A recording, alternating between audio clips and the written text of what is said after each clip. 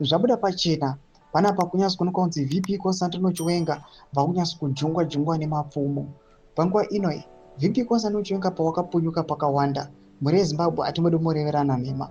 Kubva 2017 mukaona nhau dzakaitika dzekurwara kwaVP Constantino Chiwenga, nhau dzemabomb attack aiitika pamarallies nezvimwe zvakadaro. Makaona mahelicopter mamwe aikutuka, VP Constantino Chiwenga achikupunyuka.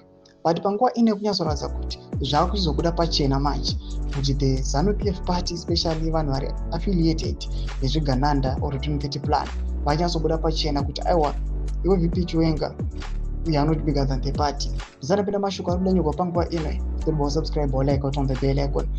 Douglas Maiya panapa ari kuchitaurwa mu the news also achiti President Emmerson Mnangagwa's political allies are not relenting on pushing for him to stay in power beyond his second term, constitutional limited 2030. Paul Mnangagwa War Veteran League activist Douglas Maiya says ZANU-PF is bigger than an individual, a clear reference and attack on Vice President Constantino Chiwenga and his party faction opposed the 2030 agenda. Ndo mashoko ariyo panapa achitaurwa zvinzi aiwa Chiwenga iwe hauna kana power, hausi kana muombe kudarika bato. Mashoko ari kuchiudzwa Chiwenga panguva ino.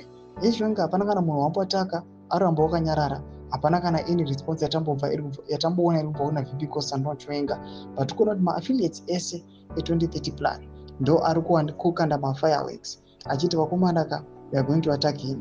Munhu ari kuda kutitadzisa kupinda mu2030 tingoramba tiripo pakutonga, panguva ino tichingorova mari dzenyika. Mashoko ari kuda panguva ino ari kuonekwa kunzi now ma-citizens they are now supporting VP Constantino Chiwenga's cause. Panguva ino pari kuonekwa kunzi the opposition panguva ino it is tied.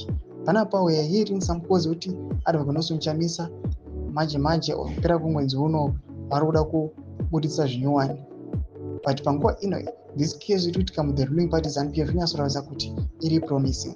Bhotodzai mafungiro enyu muri kudii pamusoro pechitiko ichi. Nakomai section mutodza mafungiro enyu, subscribe or like, chita on the bell icon.